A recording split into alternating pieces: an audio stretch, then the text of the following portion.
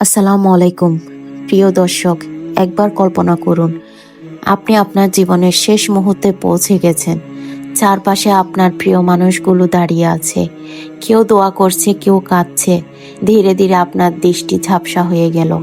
এরপর এক মুহূর্তে পৃথিবীর সঙ্গে আপনার সম্পর্ক সব শেষ হয়ে গেল। কিন্তু এখানেই কি সব শেষ?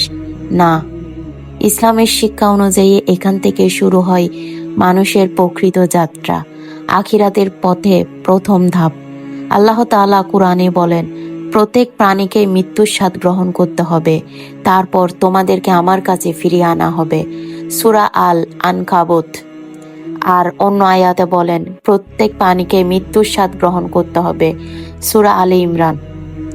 এই আয়াত আমাদের স্মরণ করিয়ে দেয় যে মৃত্যু কোনো ব্যতিক্রম নয়, এটি আমাদের প্রত্যেকের জন্য অবধারিত। আজকের ভিডিওটিতে আমরা আলোচনা করব মৃত্যুর সময় কি ঘটে, বারজাক কি, কবরের প্রশ্ন সম্পর্কে সহিহ হাদিসে কি এসেছে এবং আমরা কিভাবে আখিরাতের জন্য প্রস্তুতি নিতে পারি। তবে একটি বিষয় শুরুতেই পরিষ্কার করে বলতে চাই, এই ভিডিওতে আমরা শুধুমাত্র কুরআন এবং সহিহ হাদিসে প্রমাণিত বিষয়গুলো আলোচনা করব। যে বিষয়গুলোর নির্ভরযোগ্য দলিল নেই সেগুলো নিশ্চিত সত্য হিসেবে উপস্থাপন করব না। তাই অনুরোধ থাকবে ভিডিওটি মনোযোগ দিয়ে শেষ পর্যন্ত দেখুন। মৃত্যু এমন একটি সত্য যা থেকে কোনো মানুষ পালাতে পারে না।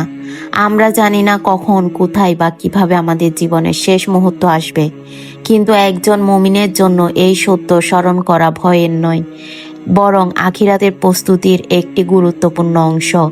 আল্লাহ তাআলা বলেন, তুমি যেখানেই থাকো না কেন মৃত্যু তোমাদেরকে পাকড়াও করবে, যদিও তোমরা সুদৃঢ় দুর্গে অবস্থান করো। সূরা আন-নিসা।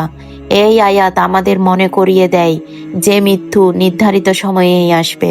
মৃত্যুর সময় মানুষের চারপাশে স্বজনরা থাকতে পারেন, কিন্তু সেই মুহূর্তের প্রকৃত অবস্থা আল্লাহ ভালো জানেন। কুরআন আমাদের সেই মুহূর্তে গুরুত্বের কথা স্মরণ করিয়ে দেয় এবং মানুষকে দুনিয়ার মোহ থেকে বের করে আখিরাতের জন্য প্রস্তুত হতে আহ্বান জানায়। রাসূল সাল্লাল্লাহু আলাইহি সাল্লাম আমাদের মৃত্যুকে বেশি বেশি স্মরণ করতে উৎসাহিত করেছেন, কারণ মৃত্যুর কথা স্মরণ করিলে মানুষ অহংকার কমায়, গুনাহ থেকে দূরে থাকার চেষ্টা করে এবং নেক আমলের প্রতি আগ্রহী হয়। প্রিয় ভাই ও বোনেরা, আজ আমরা সুস্থ আছি, কথা বলছি, পরিকল্পনা করছি, কিন্তু আমাদের কারো জানা নেই পরবর্তী মুহূর্তে কি ঘটবে। তাই প্রতিটি দিনকে এমনভাবে কাটানো উচিত যেন আমরা আল্লাহর সন্তুষ্টি অর্জনের জন্য প্রস্তুত হচ্ছি। একজন মুসলিমের সবচেয়ে বড় সম্পদ হলো তার ঈমান, আন্তরিক তওবা এবং নেক আমল। এই দুনিয়ার ধন সম্পদ, পদমর্যাদা বা খ্যাতি আমাদের সঙ্গে যাবে না, কিন্তু আমাদের আমল আমাদের জন্য গুরুত্বপূর্ণ হবে। মৃত্যুর পর মানুষের যাত্রা এখানেই শেষ নয়। ইসলামী শিক্ষায় মৃত্যুর পর একটি মধ্যবর্তী অবস্থার কথা এসেছে, যাকে বারজাক বলা হয়। পরবর্তী পর্বে আমরা জানব বারজাক কি এবং কুরআন ও সহিহ হাদিস এ সম্পর্কে কি শিক্ষা দেয়।